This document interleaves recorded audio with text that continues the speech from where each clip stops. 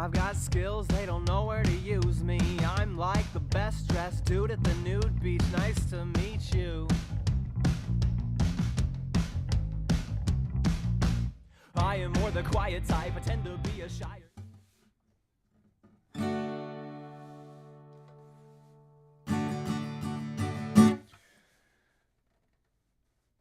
Hey everybody, it's Bug from Bug Hunter. I'm doing a stream. Hello. Immediately thirsty. Hi. I forgot how to do this. Hello. My name's Bug. I'm in a band called Bug Hunter. I am normally very used to doing streams, but today I haven't done one in like a month because I've been on tour and recording an album. So it's my first time back after all that, and yeah. So I guess I'm supposed to play a song. Is that what I do now? Hey everybody. Cool. So here's how this normally goes. I think is I play a song and then we chat for a little bit, and then I play another song and then we chat, and then I play another song and then we say goodbye. That's what I remember it. If that's incorrect, somebody please tell me. But yeah, I'm Bug from Bug Hunter. I play my own songs on here, no other covers of anything else, despite what the comment section might have you believe at this particular moment. Yeah, who's here? That's what I do. Yeah, who's here? That one guy you love is here. Narrator 2.0 is here and shooked. Poppy's here. Shui is here. Mr. Milo's here. Ghosty's here. Bronny's here. Hi, Bronny. Coin is here. Poppy's here. Gorby Grub is here. Fancy Clown Animation. We got Mars, but that's not the normal Mars. There's the Mars. I see the island. Our Mars mod. We got Ezra, Harmon the Badger, Eva Malone. Yeah, lots of cool people. John Banana Blue. Who else? Show is here. Show was here at least. Geneva, can't stay long. Just wanted to be here, and you were. Jenny Mo. Violet is here. Lava is here. The comments are lava. Katie is here. Oh, Making Monkey. Making Monkey. Saw us in Berkeley. Yes. Yeah. Josiah Simmons is here. All the cool people are here. This is great.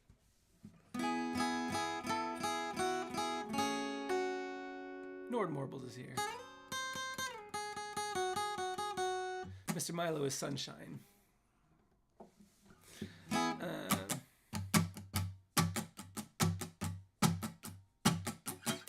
Oh, Susie is Peachy. Cool. Hi, Susie. I mean, Peachy. Emerald just left the dentist, and this is wonderful. Cool.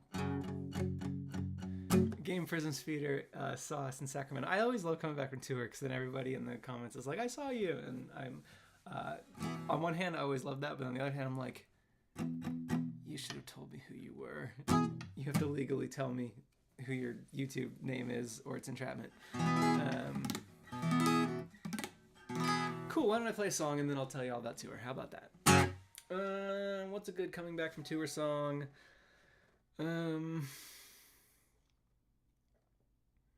Y'all have any suggestions?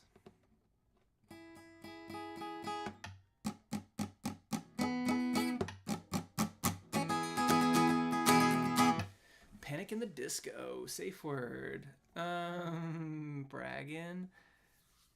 You don't. That's a good one. Do 8 Ball.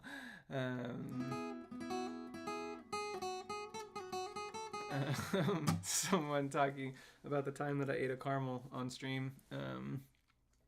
Boogie Pete. No tour spoilers for the St. Paul show. There's not really. There's only I think a couple spoilers. I won't talk about the spoilers. Making up words, yeah. I like that one. Just give me the most challenging, fastest song immediately. I haven't played guitar since I was in Boise.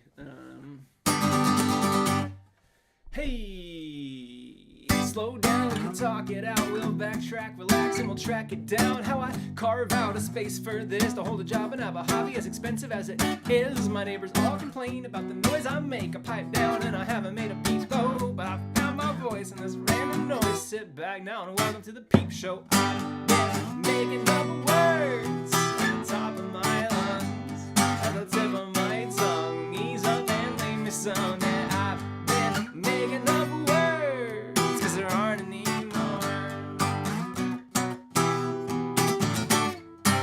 Well, untwist from the sounds of it, I've missed half the point, but I got the gist. Now I know what my next step is. Find the perfect words if they exist. Is it words for love? Is it words for pain? Do I stop when they sound the same? Is it better that I pander to the people who will listen to a pivot go 180 just to prove it can be different? Oh, I've been making up words at the top of my lungs, at the tip of my tongue. Ease up and leave me some. Yeah, I've been making up words, cause there aren't any more.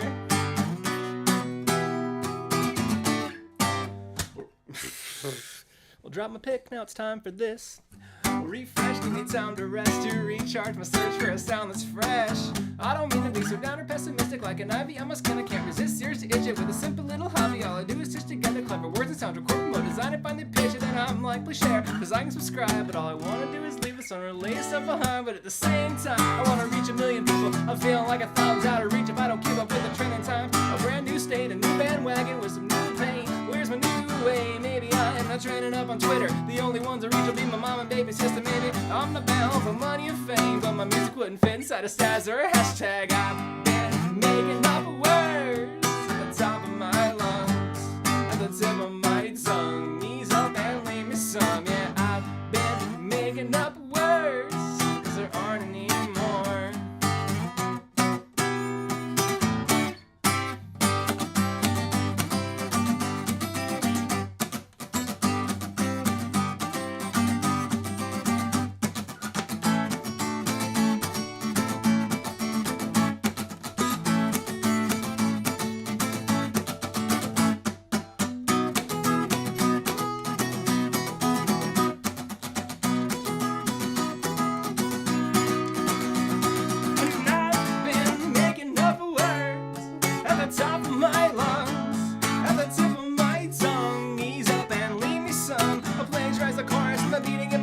I'll take my inspiration from the gains of my breath. I'm searching for a rhythm and the cracking on my knuckles. They asked me for a title, said I'm torn between a couple. I'm taking aim and aiming up a second nature off the cuff and making masquerade. I'm faking that I'm braving up, shaking up the aches up and waking all the neighbors up. They're raining up the wastes, so I'm saving up and making up words.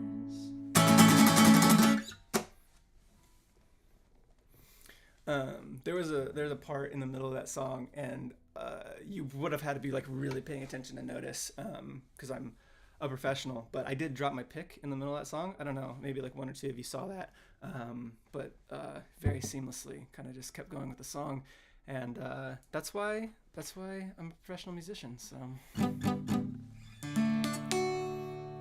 for all you eagle-eyed viewers out there,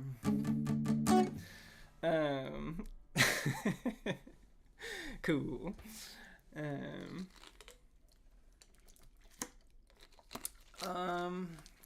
Let us do a cozy Q&A. I have so many things to talk about. I'm gonna say that and then I'll be like, oh yeah, tour was fun, we recorded an album. But if y'all have any questions, now's a good time. So just to prompt you, between the last time I did a live stream and now, the band got together in Seattle. We recorded everything we needed to record in the studio for the next album. And then we met up with Matt from the Narcissist Cookbook and my dad, and we toured, and we went to 9 cities, played 10 shows, and then I've been home for a little over a week, working on mixing the new album. And well, no, I'm not mixing, that's the wrong word. Right now I'm comping, which I can explain what that means in a second, but I'm gonna tune my guitar a little bit because I flew with this guitar and like I have to put it in like the cargo hold because it's too big, and this is the first time I've actually picked it up since I got it from the airport, and it's not being tuned very well.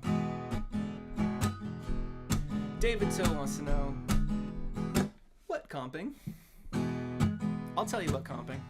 Comping is the process of when you go record an album, you do at least 3 takes of everything, right? You're not gonna walk away from anything without 3 takes of it at the very least, and then you're gonna feel like, okay, we got it in those 3, we can move on, or we're going to get to this one little tiny part that we need to like do a bunch, and we'll do that like 20 times.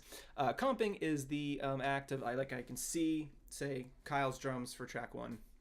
I can see like all 19 takes all in one kind of view, and I just kind of can swipe on which piece of which part I want to like take. So I can say, let's take these 5 seconds from take 1 and these next 5 seconds from take 13, and it just kind of blends them together, kind of fades over a little bit, and basically it just makes it so you can get the absolute, like, the exact thing that you want.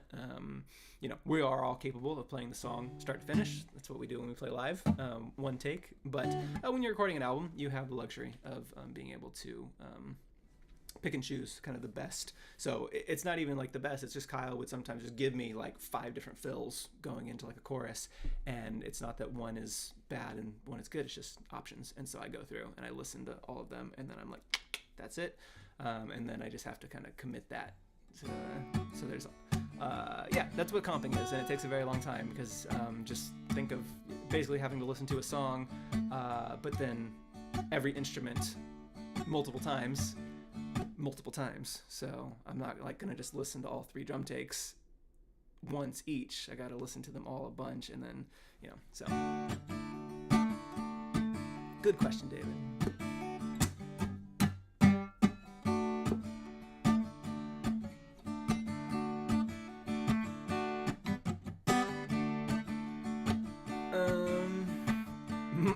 Mars asks, what's the most takes you had for one song? Currently, so the most takes we had for anything was definitely goes to some of the gang vocals that we did, where basically, and the only reason there were so many takes is because we were in the studio. We were recorded at Robert Lang Studios in Seattle, and in the studio there was a control room where, for the most part, Jesse was kind of running our session.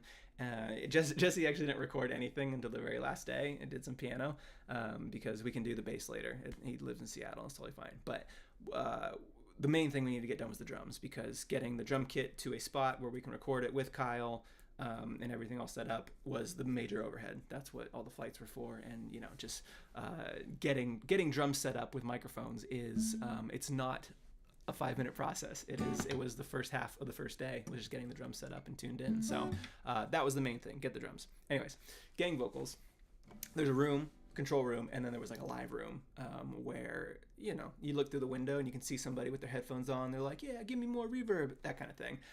But Jesse was running the session. We didn't actually have an external engineer. It was just me and Jesse and Kyle. And so when we wanted to all 3 be singing into one mic, we just have to hit loop and record, and then we'd all go into this other room, and if we messed one up, we just let it run, just wait until the next loop. And so we had like 40 to 45 takes of some of the gang vocals, because it was just such a hassle to like have to say, all right, Jesse, I think we're done. Go back to the control room and hit stop.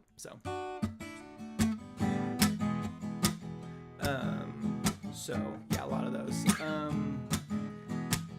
But then outside of gang vocals, I think the most takes I saw, Kyle for song 3 went back and did a bunch of fills in like this bridge section. I wasn't even there. I wasn't even like looking, and I just saw. I was like, why are there so many takes of this? And apparently Kyle was just like being ultra perfectionist, because there was like some like 20 takes of this one fill. So.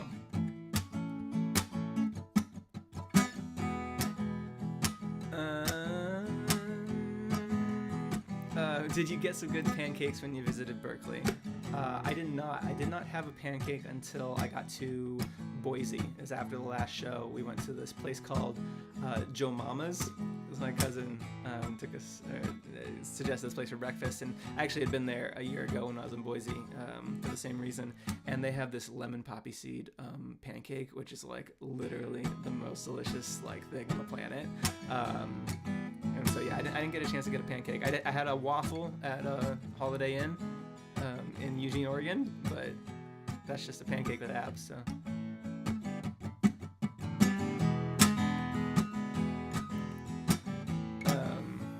But yeah, we had a lot of McDonald's in the morning. That was really to get 5 guys into a van and on the road on time. Yeah, it was, you know, a lot of McDonald's oatmeal.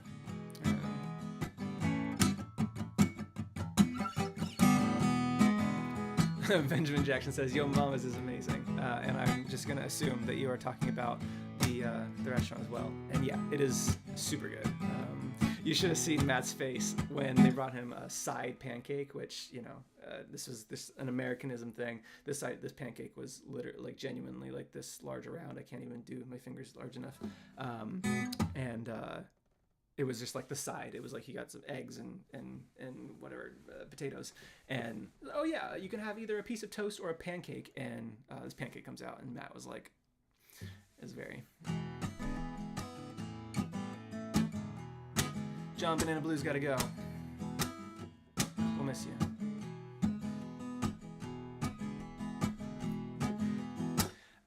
Poppy, that's a good question. If you're comfortable answering, which thank you for the prefacing, what is your favorite Redactive melody? So asking what song from the new album has the best melody. And honestly, that's very, very difficult to answer. I have gone on record in previous months saying that the songs on this next album are probably as a whole, like the catchiest of any Bug Hunter album. The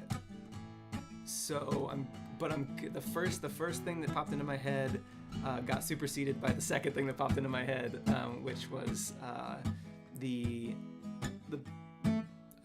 I don't even know what to call it. Song 2 has 2 choruses. There's something that people think is the chorus, and then it's not actually the chorus. There's another chorus after it, and it's the first one, the non-chorus chorus. It's not a pre-chorus. It's just there's just 2 choruses in that song, and they're both equally catchy. But the first one is an earworm.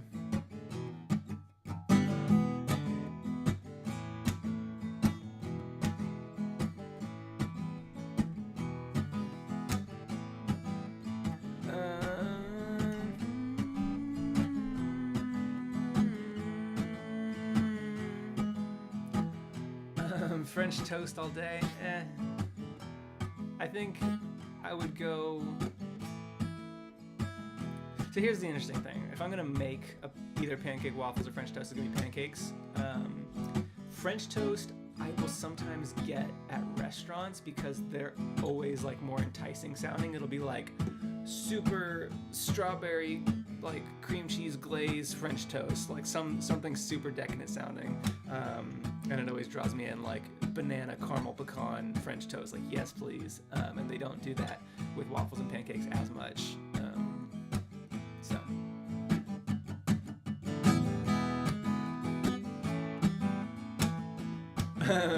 Making Monkey asks, are the secret songs you played in Palo Alto on the new album?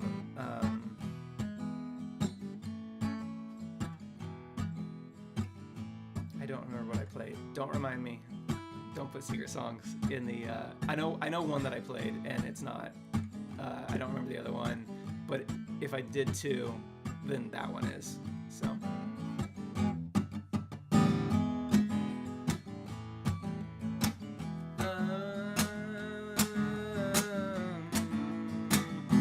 Jenny Mo wants to know, how is the Bug family?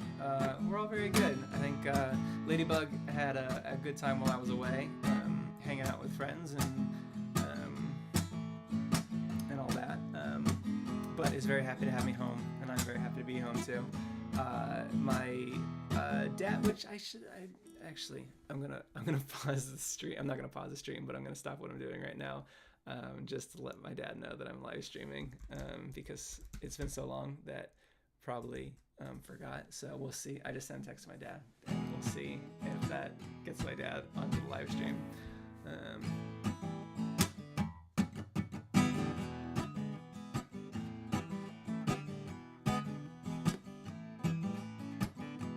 We're talking about bagels now. How did this happen? I walked away for 1 second. Bagels are bad plain though. Yeah, but so is bread. I wouldn't just eat a piece of bread by itself, so I don't know if that's actually something in the negative column just for bagels. Yeah, I mean, plain toast is also not that tasty. Yeah, I mean, it took about 20 seconds, and he's here. It's so funny.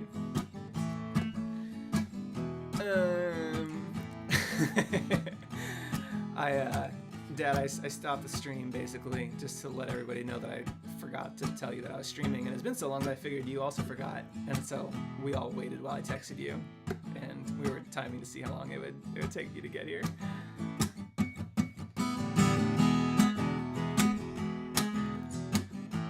Yeah, we were talking about bagels and toast. So yeah, bagels and toast, neither of them have the edge on like just a plain thing, just eating it on its own.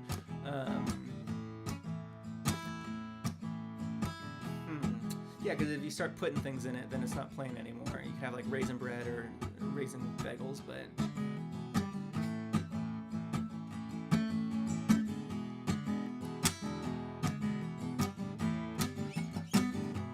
yeah, I don't know. I don't eat a lot of bagels, I'll be honest.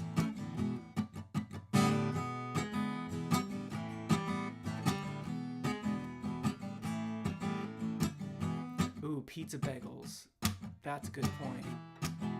If you put tomato sauce and cheese and pepperoni on a bagel, you're a genius. If you put tomato sauce and cheese and pepperoni on a piece of bread, you're a lunatic. So yeah, that is definitely in the pro column for bagels. That they just have the sturdiness that bread just does not have. So.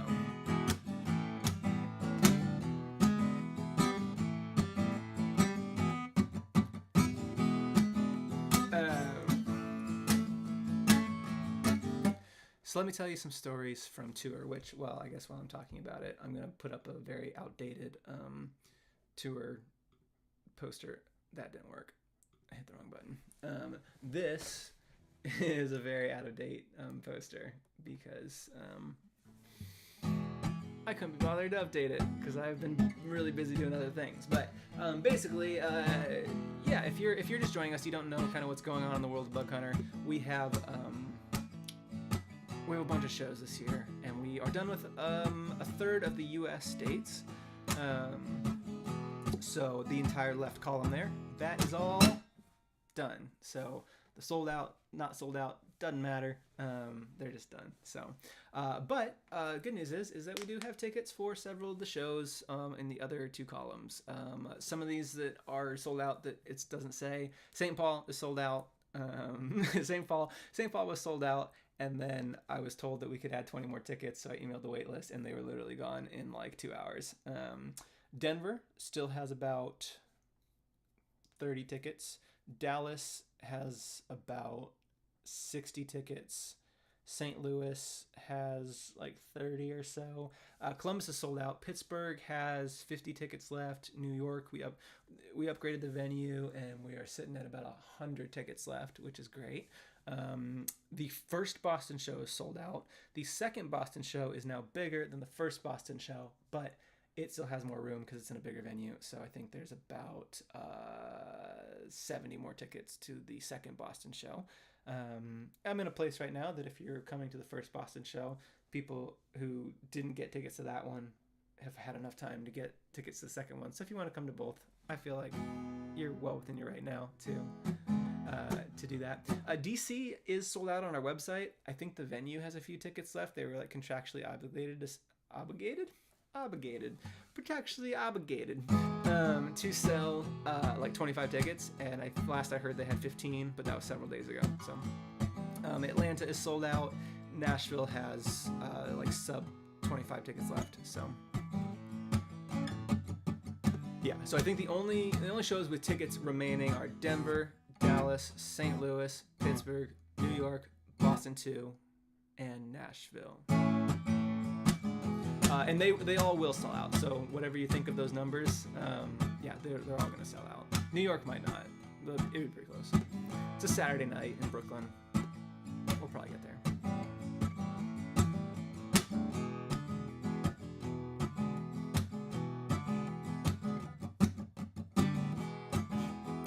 Meat Slab would totally go to Arizona, but it's sold out, and also the fact that you'd have to invent a time machine and go back to 2 weeks ago from today. That was a fun show, though. I'm sorry you missed it.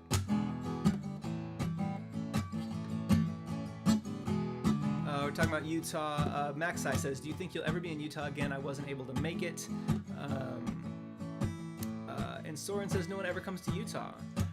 I'll tell you this. So when people ask me like what's like the favorite like city that you were in on tour, I don't have a particular one in Utah, but just like the act of driving through Utah was like one of my favorite like parts of the tour, just because the mountains were so beautiful, and it was just like blue skies, and like obviously it may not be like that all the time, but at least while I was there, Utah was beautiful. We stopped in a little city called Cedar City, went to a farmer's market and got pizza, and it was just so pleasant. We loved it. It was a really great time.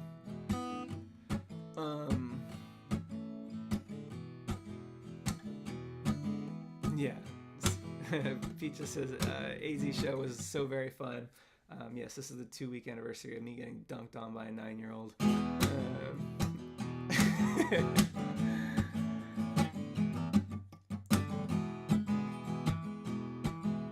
Making Monkey wants to know, what did Matt think of the scenery in America? And I definitely asked that. And I think Utah made an impression because there's just nothing like that, I think, over there.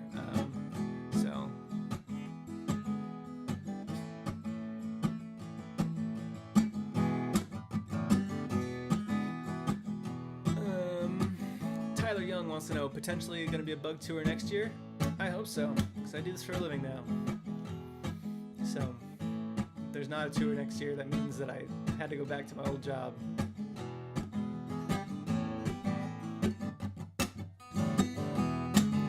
Soren knows Cedar City. Cool. Yeah, loved it there. We went to a place called like Centro's Pizza, something like that. And yeah, we had a great time in Provo. The big bummer about all these sold out signs on all these dates are that there's a couple of venues that we just fell in love with on the tour. I think specifically the Provo venue, if you were there, we loved. It was very cool. The Hollywood venue was a super cool spot. And you know, the fact that we sold them out means that like if we go again next year, it doesn't make any sense to stay in these venues that are obviously too small for us. And while it feels great to have a wait list of 40 people for a show and it's like packed in and like everybody's there, it's not cool, for the 40 people who wanted to come, and we could have had them there, and so yeah. All right, now y'all are talking about Pizza Go, so Jacob wants to know, will you post any live vids of the shows? Yes, they're not like professional quality live vids, but we did have some. We had some professional videos taken in Seattle, but they're not paired with professional audio. We didn't take any of like the audio from the board anywhere. We were planning to kind of take like a rough mix of every show, and we just didn't. I think I had to choose between using my one SD card that I brought for my gimbal camera versus using it for the little sound recorder that we brought. So there's just so much going on. We'll be better organized next time. We've already learned so much from this tour, and we'll be better equipped next time around. So we've been thinking we might just get a van for the July tours and maybe just like embed a videographer with us for the tour. Just bring another human being and say, hey, your goal is just to document things. Might be in the budget, which is wild. Max Size is from Cedar City. Cool. There was I think I'm thinking of the right town, but there was like a big Shakespeare thing there. We drove by. It was a city in Utah. And if it wasn't Cedar City, I apologize, but I'm pretty sure it's Cedar City.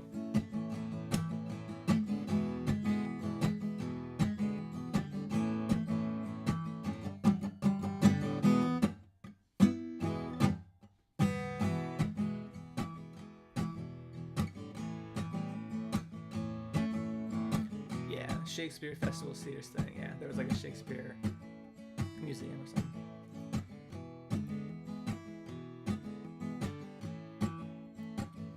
Shakespeare was at the radio station town.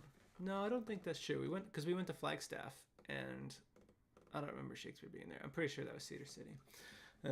Oh yeah, we were on the radio. Did anybody catch that? I still haven't gotten. They said they were going to record that and send it to me. I haven't gotten that yet, but I would love to listen back to that. I don't know if anybody listened in on that, but I thought that was a really fun time with me and Jesse and Matt.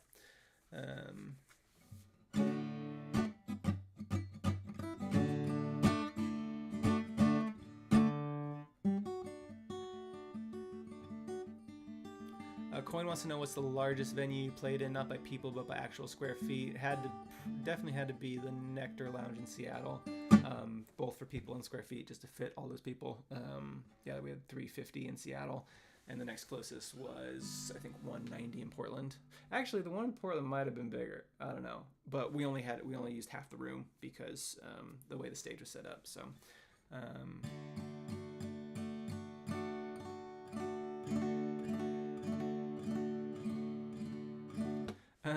This is a good question. Dang it, Danny wants to know, I have futilely been trying to show my sibling that your music is good. Do you know why some people don't vibe with you? Yes, I do. I actually do. I know the answer to the question. So our music is very niche. Niche? Scientists haven't discovered the pronunciation of that word yet. I write a lot of personal things, and I found that people experience music in probably more than one of two, but in broad categories, one of two ways. Some people, their experience with music is through the beat of the music or maybe the melody of the music, where you could ask them, hey, what are the lyrics to your favorite song? And they genuinely could not tell you. They could not write them down because their way that they process music is through is not the story, the lyrics, the message. It's through just how it sounds. How does it feel? What's the mood? And that's, I mean, dance music is great for that. If you're gonna go to like a club and you want to dance to something, that's music for that. I write definitely more involved. Like bug hunter music really can't be like put on in the background of like a party, right? I'm just trying to imagine like people mingling and listening to Take It Back, right? It's not. You have to be kind of focused or invested in listening to the song from start to finish, which lends itself well to going on walks or long drives, things like that. Yeah, and then the subset of people who do care about lyrics, the content of my songs, if it doesn't relate to you, it doesn't relate to you. If you can listen to Dear McCracken and be like, nah, I've always said what I meant to everybody, and I've never been very careful choosing my words and backspaced an email a million times, then maybe that song just doesn't do anything. Maybe you're just like, oh man, she should have just hit send on the first one, and this guy should stop looking at people's emails. That's totally valid. So yeah, so it's active listening music. I think that's a very good term from Soren. Active versus passive, and some people, it just they're not incorrect if they don't like it. They're not the way they process music is just different. So.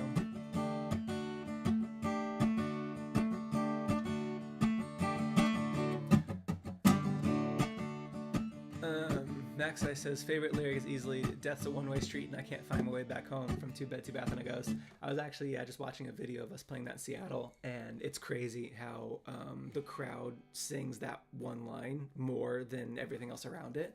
You kind of like notice there's just an uptick in when people are singing along to different things. I always make fun of the audience after I play Making Up Words, because every rendition of Making Up Words from my perspective sounds like making up words, because a lot of people can't keep up with the faster verses, but they know the chorus, and so all of a sudden we'll go from like 15% of the audience singing along to like 85% of the audience singing along. And that line, for some reason, in Two Bed, Two Bath, the "Find My Way Back Home," it has a very similar feel to that Making Up Words line as well. So.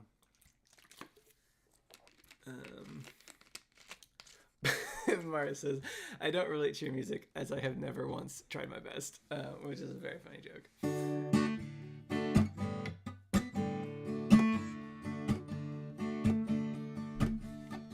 Ghosty says Safe Word was their first song. That's cool. Most people, I mean, if it wasn't Disco, Dear McCracken, Be Glad I Love You, or Too Bad, Too Bath and a Ghost, you are in like the 5% of people who heard a different song first. So it's cool that something else snagged you. So, because I don't imagine, like, if someone hears $Sax for the first time, I'm not surprised if they're not like, oh my gosh, I need to go listen to the rest of this music. Not every song is a hit. But cool. I've been talking for a long time. Do y'all want me to play another song? Because I could do that. I have the technology. Take that down.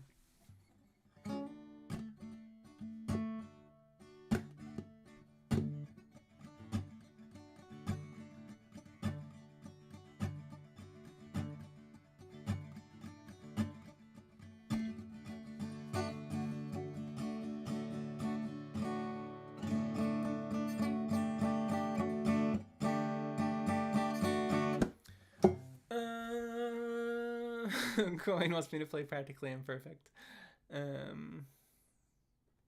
Yeah.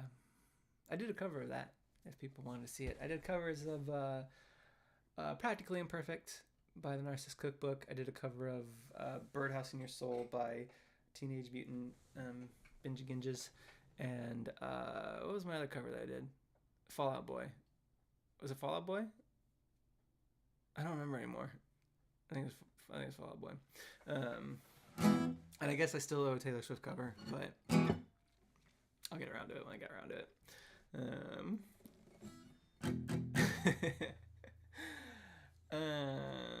It was Fall Out Boy. Yeah, I don't remember what song I did. It was probably the I confess I messed up, dropping I'm sorry, like you're still around. Yeah, those covers, I posted them to the Kickstarter updates, I believe. So I think those are public. So even if you didn't contribute to the Kickstarter, you can still go see those.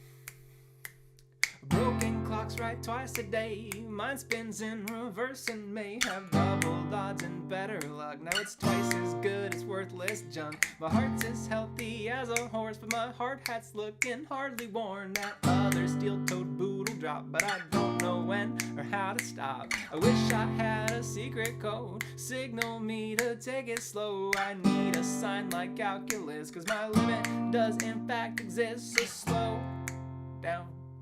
Focus, do yoga poses and learn to love the lull and just breathe. Breathe. Breathe. Alright, I'm good, I think I'm smiling and nodding, but surveillance cameras caught me laughing maniacally, headbutting every obstacle I've got to turn it off and pick back up when I am calm, even with an invitation. Boy, you gotta learn to knock it off. And do me one favor, remember the safe word. I get that passion motivates and crashes down like ocean waves, but tunnel vision's toxic, man. You're not John Henry, take a breath. That might sound harsh when you are used to head rubs, sprays, and sugar cubes. I just hate to see you racing towards behaviors that we shouldn't reward. So slow down, focus, do yoga poses and learn to love the lull and just breathe. Alright, I think I'm smiling and nodding, blending in and getting on, but no, I haven't fooled the cameras in my camouflage. I'll take it off and I won't spit on anyone, even with an invitation. Boy, you gotta learn to knock it off. And do me one favor, remember the safe word.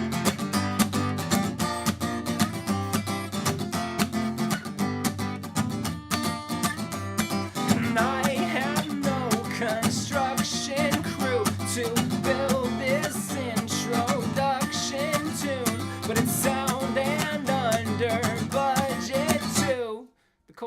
work, the beat works, the verse and melody works, and these words, they each work, have purpose versus knee-jerk. Safety first, let's be sure our neon PPE works. Now the only thing that needs work is the last bit of the bridge.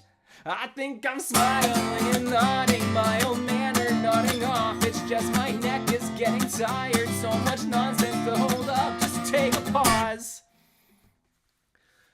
So we didn't play this song on tour because honestly, having the crowd snap along to the beginning of the song has gone wrong for me in the past. And as we were getting into like the larger crowds and picking set lists, I was like, we could like not take the risk on everybody in here being able to snap. So we actually never played the song on tour. So, anyways. And pick back up when I call, even with an invitation. Boy, you gotta learn to knock. That's not the words, but I'm gonna remember them really quickly.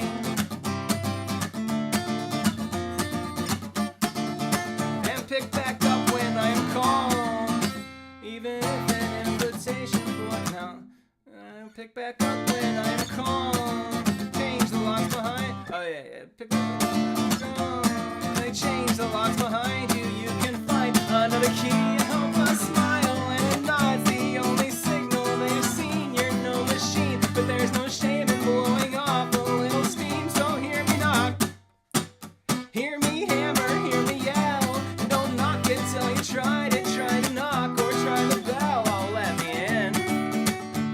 This trip has been paid for and you have a wait for, so don't waste the day or delay it for later. But do me one favor, remember the safe word.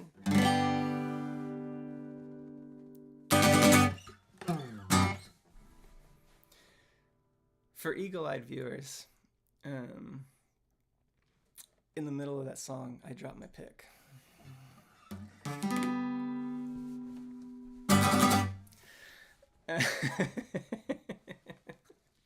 Thanks, everybody. Didn't lose a single viewer. It's amazing. How does he do it? Cool. Why don't we do another cozy Q&A? I think I talked for a very long time, so that's probably gonna be the last song I play for this evening because it's getting late and I don't want to launch into another one right now. But if anybody wants to hang around for another 5 minutes or so and chat. The only other things that I'll kind of quickly plug is, like I said, we still have a few tickets left to a few shows. They will sell out before we get there, so if the one that you want to go to is sold out, get on the wait list. We've had a pretty good rate, at least in April, of, there's a couple of shows where we had the wait list, and we emailed them that morning and said, hey, if you show up at the door, we'll be able to get you in, and we didn't turn anybody away. Obviously I can't guarantee it, but if there's like 20 people on the wait list and we send out that email, like 5 would show up and we would have room for them. If all 20 did, I don't know what would happen, but we found that didn't happen. So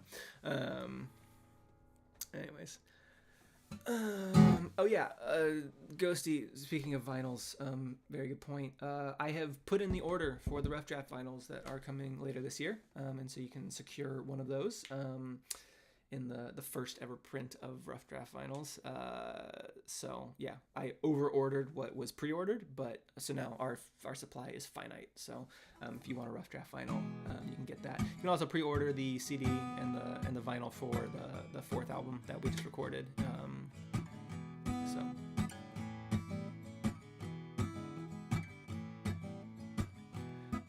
James wants to know, does safe word actually slow down? Like, is there an actual tempo change? I don't believe so. I believe the effect of the slowdown is just moving the downbeat of the snap.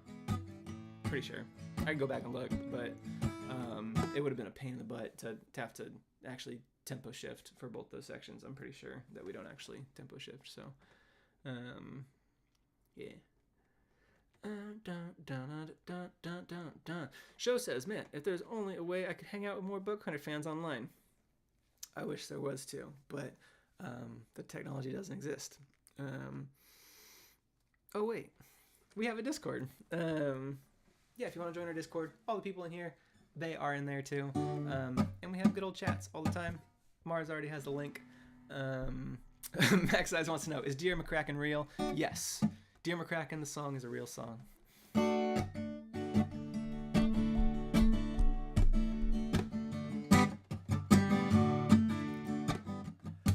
Carried Coin wants to know, would you say any of the songs in the next album have finished being comped? I have done the drums for the first song, second song, third song, fifth song, seventh song, eighth song, and I was about halfway through the night, and then I did some organizing of the gang vocals, and I did like some light comping of the vocals, but I'll probably dig into those a little bit more. I basically just went through, from my vocals, I just went through places where I actually messed up, you know, because any take where I either didn't breathe well enough and didn't complete a phrase, or had a full-blown guacamole meltdown, anytime where I like actually messed up, I at least have takes of like the right lyrics, but whether it's the best take, I haven't done that yet. But yeah, fully comp, no, because we haven't really done the bass parts yet. Jesse still has to record the bass parts for all the songs. We're going to meet on Sunday virtually to hammer out a lot of those.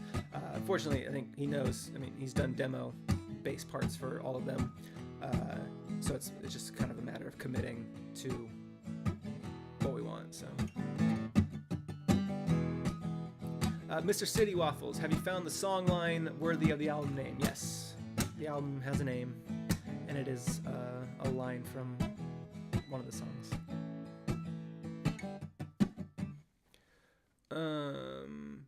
Coin wants to know, you think you'll just work through comping individual instruments for each song before fully finishing the song? Yeah, definitely. I'll get all the comping done.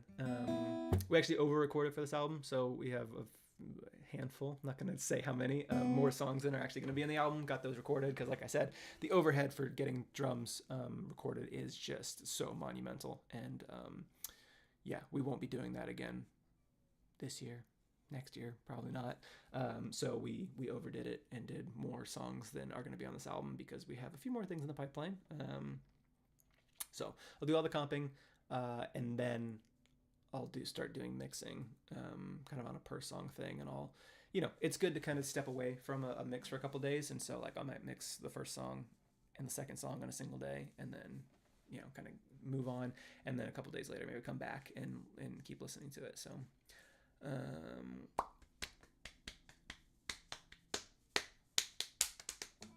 Uguay wants to know what exactly goes into making the song between recording and release. Yeah, so comping is the big one. It's basically just sifting through everything we recorded, and you know, I probably could have done a better job of writing down like, oh yeah, take 5 of Kyle's drums between 1 minute and 2 minute that was the take. We heard it, everyone knew it was the take, and I could have written it down. But things you learn.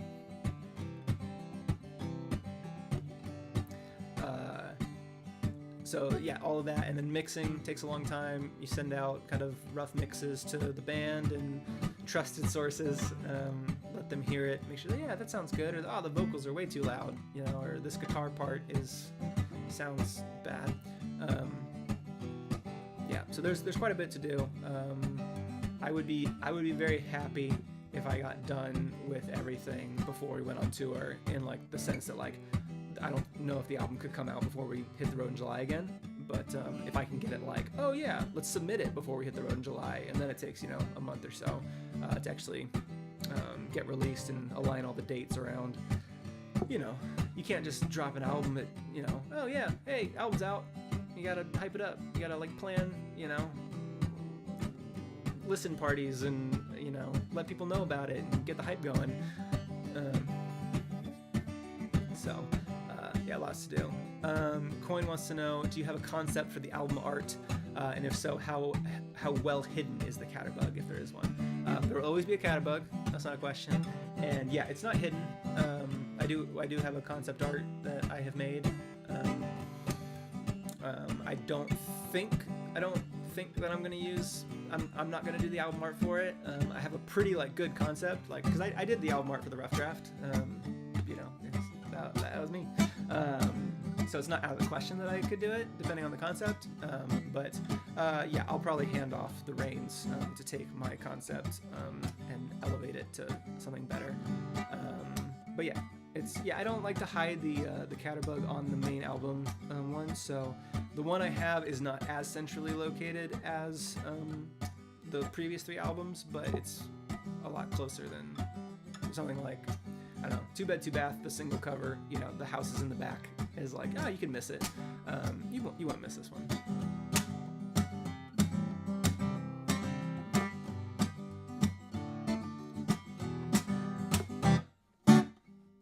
Making Monkey wants to know, is being a musician harder than your old job? Yes. It is much harder, and I make less money doing it. But that's okay, because I love doing it. No, I'm working way harder now than I ever have in my life. But I love running a business. It's very fun, and I'm so fortunate that I can show up to a city across the world, and there's just like 100 of you, and you're like excited, and you're so like happy to be there, and I don't take that for granted at all. That's when I was in Seattle, that was one of the things. It's like, I remember, I've played shows in this city where 2 people showed up, and they were reluctantly there. So the fact that 350 people came out to that show, right across the street from where we did the Rough Draft release show 4 years ago, which at the time was like, there was like, I don't know, 85, 90 people there. And it was like my local friends and other musicians and people who had seen us at open mics, and, you go to each other's shows. And so, yeah, even then I was like, oh my gosh, this is the most people I've ever played for. And it was like, we couldn't have fit the audience we had into that venue anymore. It was too small. So, cool. I think that's the end of my stream. Thanks everybody for being real patient with me on my first stream back. Getting back in the groove of things. I am gonna go make an egg and some hash browns because I'm hungry, and I know it's 9 o'clock and I shouldn't eat at 9 o'clock, but I'm probably gonna do that, and then I'm gonna watch 2 episodes of The Last of Us because I have a 7-day free trial to HBO, and I'm trying to get through all of it in 7 days, and if I do 2 a day, I'll be fine. So cool. Thanks everybody. Join the Discord. Buy the last of the tickets. The postcard of the day is already sold today, and you can order vinyls. And anyways, that's it. I'm Bug. Thank you everybody. I will see you probably on Sunday. No, maybe not on Sunday, because that's when me and Jesse are hanging out and getting all the bass stuff done. But I will see you on another time. Everybody have a great rest of your evening.